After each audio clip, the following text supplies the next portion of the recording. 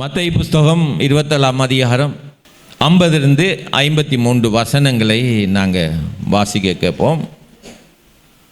இயேசு மறுபடியும் மகா சத்தமாய் கூப்பிட்டு ஆவியை விட்டார். அப்பொழுது தேவாலயத்தின் திரைச்சீலை மேல் தொடங்கி கீழ் வரைக்கும் 2ஆக கிழிந்தது. பூமியும் அதிர்ந்தது, கல்லறைகளும் பிளந்தது. கல்லறைகளும் திறந்து நித்திரை அடைந்த அநேக பரிசுத்தவான்களுடைய சரீரங்களும் எழுந்திருந்தது. அவர் உயிர்த்தெழுந்த பின்பு கல்லறைகளை விட்டு புறப்பட்டு பரிசுத்த நகரத்தில் பிரவேசித்து அநேகருக்கு காணப்பட்டார்கள். 100க்கு அதிபதியும் அவனோடு கூட இயேசுவை காவல் காத்திருந்தவர்களும் பூமி அதிர்ச்சியையும் சம்பவித்த காரியங்களையும் கண்டு மிகவும் பயந்து, மெய்யாகவே இவர் தேவனுடைய குமாரன் என்றார்கள். ஆமென். இந்த தேவாலயத்தின் திரைச்சீலை மேலிருந்து கீழ் வரைக்கும் 2ஆக கிழிந்தது. தேவாலயம் இதில் திரைச்சீல் இருக்குது. கீழிருந்து கிழிக்கிறது லேசாக இருக்கும். ஆனால் அது மேலிருந்து கீழாக 2ஆக கிழிஞ்சதான். திரைச்சீலைண்டா இது மாதிரி இல்லை, அது நல்ல உயரமானது. அப்போ பாருங்க, இயேசு உடைய ஜீவனை அவர் விட்ட பொழுது, அவர் உயிர்த்தெழுந்த பொழுது, அவர் ஜீவனை விட்ட பொழுது தேவாலயத்துடைய திரைச்சீலை மேலிருந்து கீழாக 2ஆக கிழிந்தது. பூமி அதிர்ந்தது, பூமி அதிர்ச்சி உண்டானது. இயேசு மரிக்கிற நேரம் தான் எல்லாம் நடக்கு. அவர் ஜீவனை விட்ட உடனே கல்லறையில் இருந்தவர்கள்லாம் எழும்பி அப்படியே இருக்கிறாங்க. அப்படியே எழுந்திருந்தாங்க, நடக்கல. அவர் ஜீவனை விடுற பொழுதே மறிச்சிருந்தவங்க கூட எழுந்திருந்தாங்க. அவ்வளோ பவர். எதில்? ஆண்டவர் இயேசுடைய மரணம். அவர் ஜீவனை விட்ட பொழுது, உயிர்த்தெழுந்த பிறகு அவர் ஜீவனை விட்டு அவர் மரித்த பொழுது, மரித்தவர்கள் முதலாவது எழுந்து அப்படி இருந்தார்கள். காலை நீட்டின மாதிரியே இருக்கிறாங்க பாருங்க. அவர் உயிர்த்தெழுந்த பின்பு இவர்கள் கல்லறைகளை விட்டு புறப்பட்டு பரிசுத்த நகரத்தில் பிரவேசித்து அநேகருக்கு காணப்பட்டார். 3ஆம் நாள் இயேசு உயிர்த்தெழுந்த உடனே இந்த கல்லறையிலிருந்து எழும்பி 3 நாளைக்கு அப்படியே இருந்தவங்க எழும்பி எல்லா வீதிகளிலே நடந்து திரிகிறாங்க. யாரு? மரிச்சவங்க. ஆண்டவருடைய உயிர்த்தெழுதல் அவ்வளவு பெரிய பவர் இருக்கு, அவ்வளவு பெரிய வல்லமை இருக்கு. 100க்கு அதிபதி அவனோட கூட இயேசுவை காவல் காத்திருந்தவர்களும் பூமி அதிர்ச்சியையும் சம்பவித்த காரியங்களையும் கண்டு மிகவும் பயந்து, மெய்யாகவே இவர் தானுடைய குமாரன். கல்லறையில் இருந்து ஜனங்கள் எழும்பி நடந்ததை கண்டுடனே சட்டம் கொண்டு போட்டாங்க, இயேசுவை சிலுவையில் அடிக்கணுமென்று. அந்த அதிபதியை சொல்றான், இவர் மெய்யாகவே தேவனுடைய குமாரன். சொல்லுங்க, இயேசு தேவனுடைய குமாரன். இயேசு உயிர்த்தெழுந்தார், அவர் ஜீவிக்கிறார், அவர் எனக்குள்ள வாழுகிறார். ஆமென். அவர் எனக்குள்ள வாழுகிறார். இயேசு எனக்குள்ள வாழுகிறார், எனக்குள்ள ஜீவிக்கிறார். ஆகையினால நாங்கள் மரித்திருந்தோம், நாங்கள் இயேசுவால் ஜீவன் பெற்று இருக்கிறோம். அல்லேலூயா. அப்போ பாருங்க, கல்லறைகள் திறந்து அநேக பரிசுத்தவான்களுடைய சரீரங்கள் எழுந்திருந்தது. இது ஒரு மிரக்கல், ஒரு அற்புதம், இது ஒரு அதிசயமான காரியம். பாருங்க, இயேசு உயிர்த்தெழும் வரைக்கும் தான் அவங்க அந்த கல்லறையில் அப்படியே காலை நீட்டின மாதிரியே இருக்கிறாங்க. உயிர்த்தெழுந்த பின்பு இவர்கள் கல்லறைகளை விட்டு புறப்பட்டு பரிசுத்த நகரத்தில் பிரவேசித்து அநேகருக்கு காணப்பட்டார்கள். மரிச்சவர்கள் எழுந்து இயேசு உயிர்த்தெழுந்த உடனே எல்லா வீதிகளிலையும் நடந்துக்கிறாங்க. செமற்றில் இருந்தவங்க இப்போ உயிரோடு எழுந்து நடந்து தீர்றாங்க, அநேகர் பார்க்குறாங்க. இது ஒரு ஹிஸ்டாரிக்கல் ஒரு ப்ரூவ். அவருடைய மரணத்திலேயே மரித்தவனை எழுப்புற வல்லமை இருக்கு. அவருடைய மரணம், அவர் ஜீவனை விட்ட பொழுது அந்த ஜீவனில் ஒரு பெரிய வல்லமை இருக்கு. ஆமென்.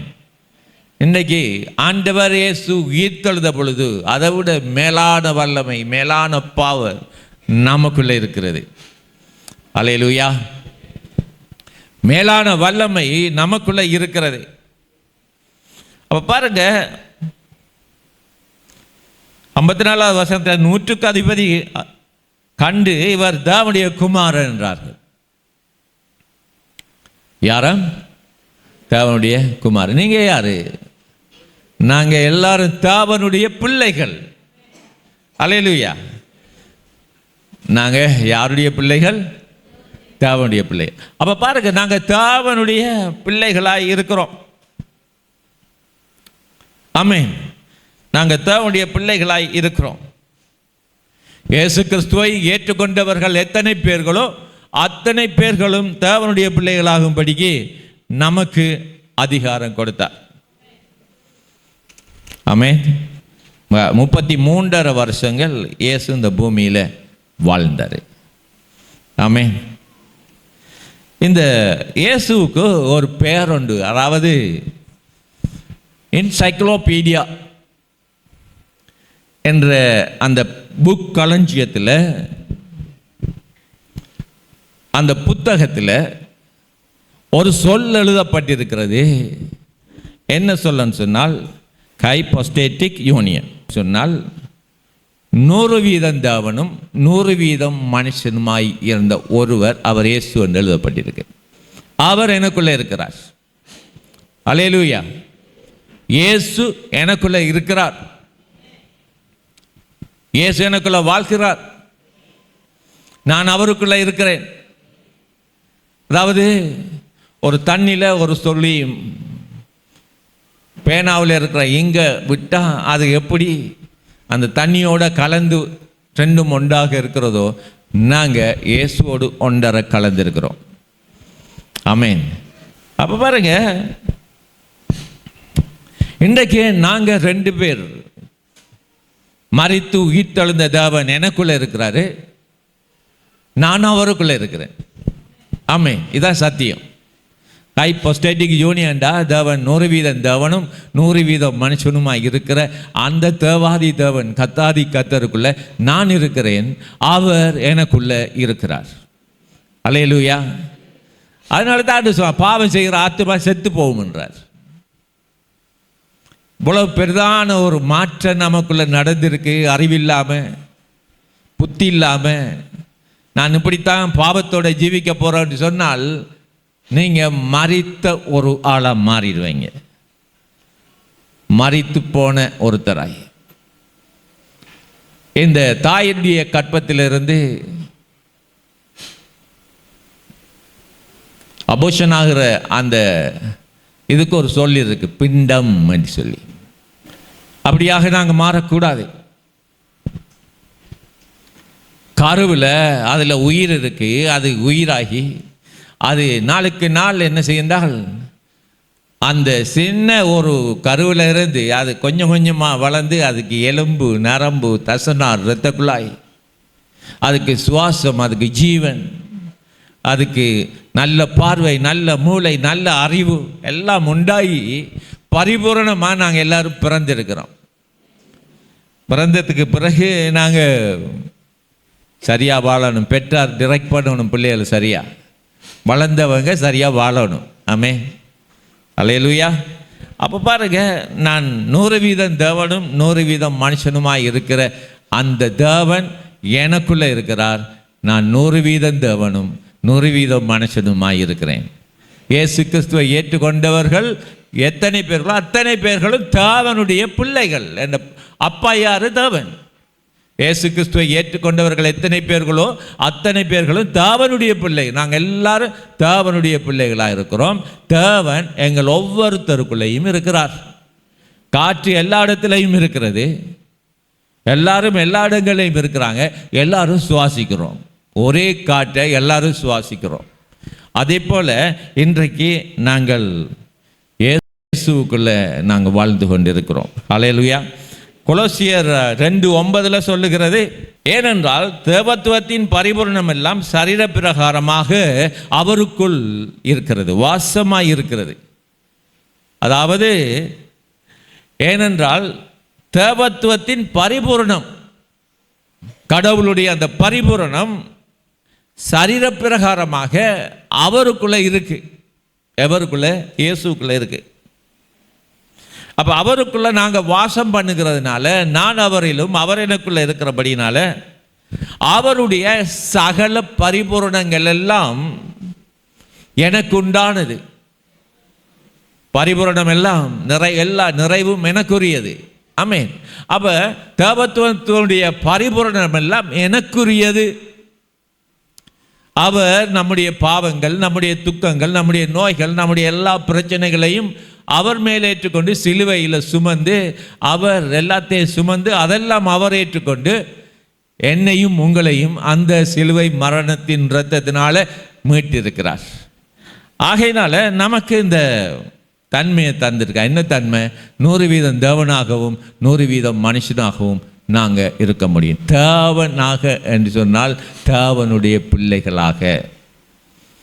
தேவன் என்று சொன்னால் தேவனுடைய பிள்ளைகளாகும் படிக்கு, தேவனுடைய பிள்ளைகளாகும் படிக்கு நமக்கு அதிகாரம் கொடுக்கப்பட்டிருக்கிறது. அப்போ நம்முடைய அப்பா யாரு? தேவன். நாங்கள் யாரு? தேவனுடைய பிள்ளைகள். ஆகையினால தான் தேவத்துவத்தின் பரிபூரணம் எல்லாம் அவருக்குள் வாசமாய் இருக்கிறபடியினால் அந்த பரிபூரணம் எல்லாம் எனக்கு ஆன்சராக இருக்கிற, எனக்குள்ள ஒரு மாற்றத்தை ஏற்படுத்தி இருக்கிறது. ஆமென். அப்போ நாங்கள் அதை சிந்தித்து பார்க்கணும், நாங்கள் அதை யோசித்து பார்க்கணும். தேவத்துவத்தின் பரிபூரணம் எல்லாம் எனக்குள்ள இருக்கு.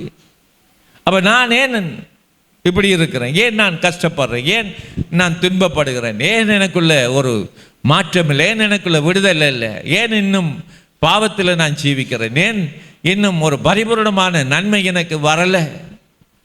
அப்படி என்று பாப்பமாக இருந்தால், இந்த தேவத்துவத்தின் பரிபூரணம் நமக்குள்ள வராமல் இருக்குமாக இருந்தால் அது தேவனுடைய மிஸ்டேக் இல்லை, நாங்கள் அவரை சரியாக அறிஞ்சு கொள்ளலை. அதனால தான் வாரந்தோறும் வந்து தேவனை அறிஞ்சு கொள்ள வேண்டும், தேவனுடைய தன்மைகளை உணர்ந்து கொள்ள வேண்டும், அவருடைய எண்ணங்களை நம்முடைய நினைவில் கொண்டு வர வேண்டும், அவருடைய பேச்சு என்னுடைய பேச்சாக மாற வேண்டும், அவருடைய வார்த்தை என்னுடைய வார்த்தையாக மாற வேண்டும். அப்படி மாறுகிற பொழுது நாங்கள் எல்லா பரிபூரணத்தையும் எங்களுக்குள்ளே கொண்டு வந்து சேர்க்க முடியும். அதனால தான் சொல்கிறார், நீ போகையில் வருகையில் எல்லாரும் போகிறதும் வரதுமாக தான் இருக்கிறோம். எங்கே? வேலைக்கு போகிறோம், கடலுக்கு போகிறோம், தொழிலுக்கு போகிறோம், கொழும்புக்கு போகிறோம், வெளிநாட்டுக்கு போகிறோம். ஆனால் திரும்பி வாரம் போகிறது வாரது. சொல்லுங்கள், போகிறது வாரது, போகிறது வாரது. அப்போ போகையிலும் வருகையிலும் தேவனுடைய கரம் என்னோட கூட இருக்கிறது. ஏன்னு சொன்னால் தேவனுடைய பரிபூரணம் எல்லாம் எனக்குள்ள வாசமாக இருக்கிறது. ஆமென். நாங்கள் ஏழை என்று சொல்கிறது அவ்வளோ சால சிறந்ததில்லை. நான் ஒரு ஏழை, கந்தை ஆனாலும் கசக்கி கட்டுவேன், கூழ் ஆனாலும் குளிச்சித்து குடிப்பேன், எனக்கு சாப்பிட்றதுக்கு ஒரு பிடி ஆகாரமும் சுருண்டுட்டு படுக்க ஒரு பாய் துணியும் இருந்தால் போதும். அது வாழ்க்கை இல்லை. ஏண்டா தேவனுடைய பரிபூரணம் அப்படி இல்லை. அப்போ அந்த பரிபூரணம் நமக்குள்ளே வரவணுமாக இருந்தால் நாங்கள் மனம் புதிதாக வேணும், எங்களுடைய எண்ணங்கள் புதிதாக வேணும். ரோமர் 12:1-2 சொல்லுகிறது, நீங்கள்னா நீனு நாங்களும். வசனம் சொல்லுகிறது, நீங்கள் இப்பிரபஞ்சத்துக்கு ஒத்த வேஷம் தெரியாமல் நன்மையும் பிரியமும் பரிபூரண சித்தம் இன்னதென்று பகுத்தறியத்தக்கதாக உங்கள் மனம் புதிதாகிறதுனாலே மறுரூபமாகுங்கள். உங்களுடைய எண்ணங்கள் புதிதாகிறதுனால, உங்களுடைய நினைவுகள் புதிதாகிறதுனால, உங்களுடைய சிந்தனைகள் புதிதாகிறதுனால மறுரூபமாகுங்கள். அப்போ மறுரூபமாகிற நிலையை என்ன இல்லாமல் தடை செய்கிறது? எங்களுடைய உலகத்தின் சிந்தனை. நான் ஏழை, என்னால் முடியாது, நாங்கள்லாம் தகுதியற்றவர்கள், நாங்கள் அப்படியெல்லாம் அந்த இடத்துக்கு போகிறதுக்கு தகுதியே இல்லை, அப்படி என்றெல்லாம் நாங்கள் நினைக்கக்கூடாது. ஆண்டவர் எங்களை தகுதிப்படுத்தி வைத்திருக்கிறார். எப்படி தகுதிப்படுத்தி வைத்திருக்கிறார்? அவருடைய குமாரனாகிய இயேசுவை போல எங்களை தகுதியாக்கி இருக்கிறார். நான் அவருக்குள்ளே இருக்கிற 50% 100% மனுஷனும் 100% தேவனுமாய் இருக்கிற எனக்குள் 100% தேவனாய் இருக்கிற அந்த இயேசுடைய ஆவி எனக்குள்ள வருகிறது. நான் 100% மனுஷனாய் இருக்கிறபடினால நானும் அந்த 100% தேவனுடைய தன்மையில் என்னால் மாற்றம் அடைய முடியும், என்னால் மாற்றம் பெற முடியும், என்னால் வெற்றி பெற முடியும், என்னால் ஜெயிக்க முடியும், என்னால் எல்லாம் செய்ய எனக்கு பலன் உண்டு. என்னை பலப்படுத்துகிற கிறிஸ்துவினால எல்லாவற்றையும் செய்ய எனக்கு பலன் உண்டு. என்னை தேவன் தோல்விக்கென்று அழைக்கல, வெற்றிக்கென்றே அழைத்திருக்கிறார். நான் இயேசு கிறிஸ்துடைய குடும்பத்தில் இருக்கிறேன். சாத்தானுக்கு தீயாவிகளுக்கு மென்மேல் அதிகாரம் இல்லை. தீமையை நன்மையால் வெல்லுவேன். உலகத்தில் இருக்கிற பேய் பிசாசை விட எனக்குள்ள இருக்கிற இயேசு பெரியவர். ஆமென். இயேசு பெரியவர். அந்த பெரியவர் உங்களுக்குள்ள இருக்கிறார். அல்லேலூயா. யோவான் 1:1 வசனம் சொல்லுது, அவர் சொந்தமானதினாலே வந்தார். அவர் தமக்கு சொந்தமானதினாலே வந்தார். அவருக்கு சொந்தமானவர்களோ அவரை ஏற்றுக்கொள்ளலை. யோவான் சொல்றாரு, நான் எந்த உரிமையோட வந்திருக்கிறேன். இந்த உரிமையை பெற்ற ஜனங்கள் அவங்க வரலை, ஏற்றுக்கொள்ளலை. யார் சொல்றார்? இஸ்ரவேல் மக்களை சொல்றார். ஆரம்பத்தில் அவர் இங்கே இருந்தார், அவரை ஏற்றுக்கொள்ளலை, அவரை ரிஜெக்ட் பண்ணினாங்க, அவரை அடித்தாங்க, அவரை துன்பப்படுத்தினாங்க, அவரை காயப்படுத்தினாங்க, அவரை கடைசியாக சிலுவையில் ஏற்றினாங்க, அடித்தாங்க, கொன்றாங்க. அவர் தமக்கு சொந்தமானதினாலே வந்தார். ஆமென். அவருக்கு சொந்தமானவர்களோ இன்றைக்கு அவங்க கைவிட்டு போனாலும் நாங்கள் அவருக்கு சொந்தமாக வந்திருக்கிறோம். அல்லேலூயா. சொல்லுங்கள், நான் வந்திருக்கிறேன், நான் இயேசுவுக்கு சொந்தமாக இருக்கிறேன். அல்லேலூயா. அப்போ பாருங்க, இந்த இயேசுவுக்கு சொந்தமானவர்களாக நாங்கள் இருக்கிறோம். ஆமென். எங்களுடைய பிஸ்னஸ், எங்களுடைய தொழில், எங்களுடைய வியாபாரம், எங்களுடைய எல்லா காரியங்களும் தேவனால் ஆசி பெற்றிருக்கிறது. ஆமென். சில நேரம் இப்படி சொல்லுவாங்க, இப்போ கடை திறக்க போகிற நேரம் அல்லது தொழிலுக்கு போகிற நேரம் மொழிவியலத்துக்கு ஒரு ஆள் வேணுமா? என்ன வியலம்? சில நேரம் வைஃபை போய் கேட்டில் நிற்க சொல்லுவாங்க, சில நேரம் பிள்ளையை நிற்க சொல்லுவாங்க, சில நேரம் அது இல்லாட்டி ரோட்டில் போகிறது, இவனா குறுக்க வந்த இந்த நேரம் போய் எது குறுக்க வந்து அழிஞ்சிருதான், சார குறுக்க வந்து அழிஞ்சிருதான், பூனை குறுக்க அறுத்து அழிஞ்சிருதான், எங்களோட இயேசு இருக்கிறார். ஹல்லேலூயா. எங்களோட இயேசு இருக்கிறார். ஆமென். சார குறுக்கறதா போகக்கூடாதான், அது எங்கேயோ போகுது, அதில் வேலையா சாப்பாடை தேடி போடுது, அதில் ஒரு நிழலை தேடி போகுது. இவர் என்ன செய்யறா? போன பயணத்தை விட்டுட்டு பின்னால் போகிற வீட்டுக்கு என்ன சார குறுக்கறது என்ன செய்யக்கூடாது? தூக்கிட்டு தெரியக்கூடாது. ஏன்னு சொன்னால் நமக்கு எதிராக வருகிற எந்த ஆயுதமும் வாய்க்காமலே போகும். அவர் தமக்கு சொந்தமானதிலே வந்தார், அவருக்கு சொந்தமானவர்களோ அவரை ஏற்றுக்கொள்ளவில்லை. இன்றைக்கு நாங்கள் ஏற்றுக்கொள்ளப்பட்டிருக்கிறோம். ஏற்றுக்கொண்டவர்கள் ஒருக்கா கைத்தட்டி ஏசப்பாவுக்கு நன்றி சொல்லுவோமா?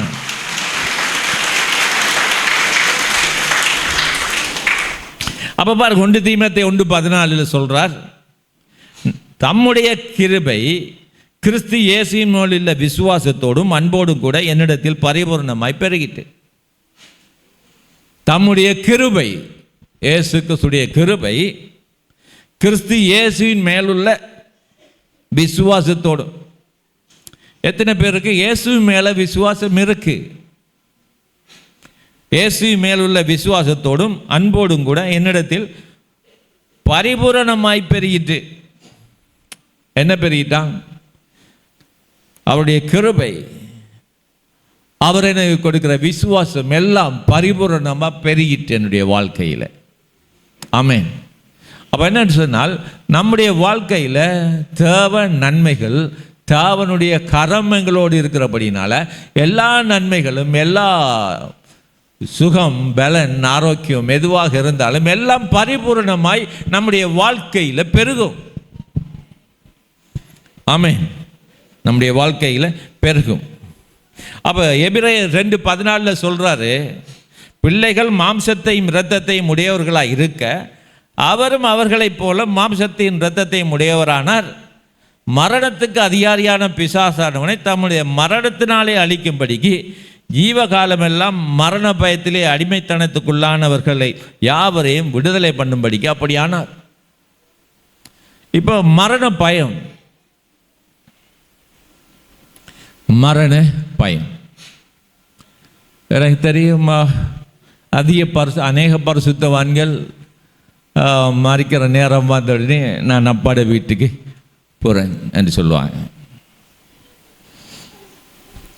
அப்பாட வீட்டுக்கு போகிறேன் பிள்ளைகள்கிட்ட எல்லாம் சொல்லுவாங்க. யாக்கோவா அப்படி தான் சொன்னார். பூமியில் அப்படி வாழ்ந்தவரெல்லாம் அப்படி தான் சொன்னாங்க. அப்பாட வீட்டுக்கு போகிறேன், தேவன் என்ன அழைக்கிறார். ஆமென். என்ன விட்டுட்டு போயிடாதீங்கன்ட்டு வந்தாக்கள்கிட்ட பார்க்க வந்தாக்கிட்ட கையை பிடிச்சிடக்கூடாது, பயமாக இருக்கு. தேவன் எங்களை அழைக்கிறாரு. அந்தந்த நேரம் வருகிறப்போ, அந்தந்த டைம் வருகிறப்போ, இந்த அப்பாயிண்ட் டைம்னு சொல்கிறேன், நியமன நேரம், நாங்கள் தேவனோடு போகிற நேரம் வருகிற நேரம் நாங்கள் அவரோட போக முடியும். அது நமக்கு தெரியும். அதனால தான் ஏன் சொன்னால், நான் மத்திய ஆகாயத்தில் இதோ சீக்கிரமாய் வருகிறேன். ஆமென். சீக்கிரமாய் வருகிறேன். மேகங்கள் மேலே 1000-10,000 தேவதூதர்களோடு கூட நான் வருகிறேன் என்று சொன்னார். ஆமென். சும்மா வரல, தனியாக வரல, ஒத்தையால வரல. 1000-10,000 தேவதூதர்கள், கோடிக்கணக்கான தேவதூதர்களோடு கூட இந்த பூமிக்கு ஆண்டவராகிய இயேசு கர்த்தருடைய திருச்சபையை அழைத்து கொண்டு போக வர இருக்கிறார். எல்லாரும் கரங்களை தட்டி சொல்லுவோம் அல்லேலூயா. 1000-10,000 தேவதூதர்களோடு கூட உங்களையும் என்னையும் எடுத்து கொண்டு போக வர இருக்கிறார். திருச்சபையை அழைத்து கொண்டு போக வர இருக்கிறார். அல்லேலூயா. அப்போ திருச்சபை தான் என்னது, ஒரு ஆதாரம். இந்த கல்லின் மேல் என் சபையை கட்டுவேன், பாதாளத்தின் வாசல் அவைகளை மேற்கொள்ளுவதில்லை. கல்லின் மேலே சபையை கட்டுவாராம். யார் அந்த கல்? அதுதான் இயேசு. அவர் தான் மூளைக்கு தலைக்கல். அவர் தான் நமக்கு தலைக்கல்லானவர். அவர் தான் குடும்பத்துக்கு தலையாக இருக்கிறார். அவர் தான் நம்மை உண்டாக்கினவர், நம்மை உருவாக்கினவர், என்னை அழைத்தவர், பாவம் கலர என்னை அவருடைய இரத்தத்தினால கழுவி சுத்திகரித்தவர், வெண் வஸ்திரத்தை எனக்கு உடுத்தி இருக்கிறார். அவருடைய நாமம் தேவனுடைய வார்த்தை என்றது. நான் இன்றைக்கு தேவனுடைய பிள்ளையாய் இருக்கிறேன். என்னுடைய பேர், நான் தேவனுடைய பிள்ளை. ஆமென். அல்லேலூயா. நான் தேவனுடைய பிள்ளை. சொல்லுங்க, பிள்ளை. ஆமென். நான் தேவனுடைய பிள்ளையா இருக்கிறோம். எத்தனை பேர் அப்படி இருக்கீங்க? அல்லேலூயா, ஸ்தோத்திரம், வெரி குட். நாங்கள் தேவனுடைய பிள்ளையாக இருக்கிறோம். ஆமென். அப்போ பாருங்க, நாங்கள் தேவனுடைய பிள்ளையாக இருக்கிறோம். எப்போ ஏன் அப்படி இருக்கிறோம்டா, அவருடைய ரத்தம் எனக்குள்ளே இருக்கிறது, அவருடைய மாம்சம் எனக்குள்ளே இருக்கிறது. அவர் மாம்சத்தையும் இரத்தத்தையும் உடையவராய் இருக்கிறது போல நானும் மாம்சத்தையும் இரத்தத்தையும் உடையவனாய் இருக்கிறேன். அதனால தான் இந்த ஹோலி கம்யூனியன், பரிசுத்த உடன்படிக்கை, திருவிருந்து. என்ன விருந்து? திருவிருந்து. திருவிருந்துண்டா ராப்போசனம். திருவிருந்தா அப்பமும் திராட்சரசமும் இன்றைக்கு கொடுக்கப்படுகிறது. அதை திருவிருந்துன்னு சொல்கிறோம். அந்த அப்பம் எதுக்கு அடையாளம்? இயேசுடைய சரீரத்துக்கு. அந்த திராட்சரசம் எதுக்கு அடையாளம்? அவருடைய இரத்தத்துக்கு அடையாளம். இந்த அப்பம் அந்த அவர் இயேசுடைய சரீரமாக மாறுகிறது. அது எனக்குள்ள அவருடைய சரீரத்தை நாங்கள் என்ன செய்யும்? புதுப்பிக்கிறோம். திராட்சரசம், இந்த அப்பத்தை புசித்து இந்த பாத்திரத்தில் பானம் பண்ணுறவனை எப்போ எழுப்புவாராம்? கடைசி நாளில் எழுப்புவேன். ஆண்டவர் மேகங்கள் மேல் வருகிற பொழுது, 1000-10,000 அங்கே மேகங்கள் மேல் அவர் வருகிற பொழுது, நாங்கள் அவர் உயிர்த்தெழுந்தது போல நாங்களும் உயிரோடு எழும்புவோம். அல்லேலூயா, அல்லேலூயா. பாருங்க, ஆண்டவர் எவ்வளவு எங்களை குறிச்சதான ஒரு திட்டம் பண்ணி வச்சிருக்கிறார். என்னை போல என்னுடைய பிள்ளைகள் இருக்கணும். நான் உயிர்த்தெழுந்தது போல இவர்களும் உயிர்த்தெழுதணும். நான் மாம்சத்தையும் இரத்தத்தையும் உடையவனாக இருக்கிறது போல இவருடைய இரத்தம் பரிசுத்தமாக இருக்க வேணும், இவருடைய சரீரம் பரிசுத்தமாக இருக்க வேணும். அப்படி என்று ஆண்டவர் இயேசு விரும்புகிறார். 15 நாள் இந்த தேஞ்ச நிலவை பார்த்துருக்கீங்களா? இந்த ஆண்டு நிலவே மறைஞ்சி போகிற மாதிரி இருக்காது. ஒரு 2-3-4 ஹவர்ஸுக்குள்ளே திரும்ப ஒரு சின்ன ஒரு கோடு வரும். இருட்ட போன உடனே திரும்ப அந்த கொஞ்ச நேரம் தான் இருத்த சொல்லுங்கள், கொஞ்ச நேரம் தான் இருத்த என்னன்னா இருட்டு. போயும் இந்த இருத்த கிளியாடா நீ பிறந்தா? என்னதுக்குள்ளே பிறந்ததா? இருத்தைக்குள்ளே பிறக்கல. உங்களோட கற்பத்திலிருந்து ஒரு சிசு உருவாகி பிறந்திருக்கிறது. நேரங்காலமெல்லாம் தேவையில்லை. எங்களோட ஆண்டவர் உயிரோடு இருக்கிறார். அல்லேலூயா. அப்போ நாங்கள் இந்த இருட்டன்னு சொல்கிற நேரம் அங்கே ஒரு குறிப்பிட்ட நேரம் அங்கே ஒரு இருட்டான சூழ்நிலை உண்டாகிறது. ஆனால் நமக்கு வெளிச்சத்தின் பிள்ளைகள், நாங்கள் வெளிச்சத்தின் பிள்ளை, எப்பொழுதும் வெளிச்சம் கொடுக்கிறவர்களாக இருக்கிறோம். இருளில் இருக்கிற எந்த மனுஷனையும் பிரகாசிக்கிற அந்த மெய்யான ஒளி ஆண்டவராகிய இயேசு கிறிஸ்து. அப்போ நீங்கள் சும்மா சாதாரணமான ஒரு ஆட்கள் இல்லை, நீங்கள் ஒரு சூப்பர் ஹியூமன், அதி உன்னதமான மனுஷர்கள் நீங்கள். ஆமென். ஹைப்போஸ்டேட்டிக் யூனியன் சொன்னால் அதுக்கு இன்னொரு விளக்கம் கொடுக்கிறது. நீங்கள் எல்லாரும் சூப்பர் ஹியூமன் என்று சொன்னால் அதி உன்னத மனுஷர்களாக இருக்கிறீங்க. ஆமென். நானும் நீங்களும் அதி உன்னதமான ஆட்களாக இருக்கிறோம். அதனால தான் உன்னதத்தில் மகிமையும் பூமியில் சமாதானம் மனுஷமே பிரியமும் உண்டாவதாக சொல்லி அந்த உன்னதத்தின் தேவன் அந்த பூமிக்கு வந்து அதி உன்னத மனுஷனாய் எங்களை மாற்றி வச்சிருக்கிறார். அல்லேலூயா. அந்த அறிவு இல்லைண்டா நாங்கள் அவுட். இந்த அறிவு இல்லைன்னு சொன்னால் நாங்கள் அவுட் ஆகிரும். இந்த அறிவு நமக்குள்ளே வரணும். ஆமென். இந்த அறிவு நமக்குள்ளே உண்டாயிருக்கோம். 2 தீமோத்தேயு எடுத்து பாருங்கள். 2 தீமோத்தேயு 2:18 எடுத்தவங்க டக்குன்னு வாசிங்க. அப்போ 2 தீமோத்தேயு 2ஆம் அதிகாரம் 18வது வசனம்.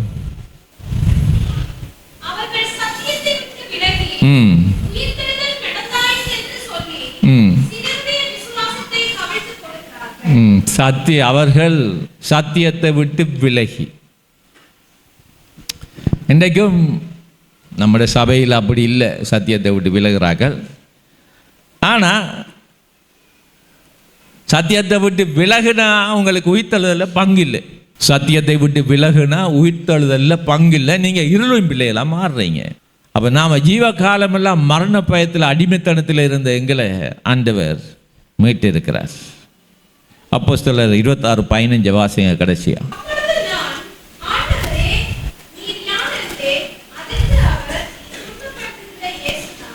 அப்பொழுது ஆண்டவரே நீ யார் என்றேன். நீ துன்பப்படுத்துகிற இயேசு நானே. இந்த கிறிஸ்தவனா இருந்துட்டு இந்த பாவத்தோட விளையாடி கொண்டு இருக்கிறார்கள். அவங்களுக்கு தான் சொல்ற, நீ தான் என்ன துன்பப்படுத்துறா. ஆண்டவரே நீ யார் என்று கேட்கிறான். நீ என்ன துன்பப்படுத்துற இயேசு நான். உனக்குள்ள நான் இருந்தேன். நீ என்ன துன்பப்படுத்தி கொண்டிருக்கிறா, என்ன விசனப்படுத்தி கொண்டிருக்கிறா, என்னை காயப்படுத்தி கொண்டிருக்கிறா. ஆனால் தான் சொன்ன, நீ துன்பப்படுத்துகிற இயேசு நான் தான். மனம் திரும்பு. இன்றைக்கு அப்படிப்பட்ட மனநிலையோடு இருக்கிறவங்க மனம் திரும்புங்க. எங்களை ஒப்பு கொடுப்போமா?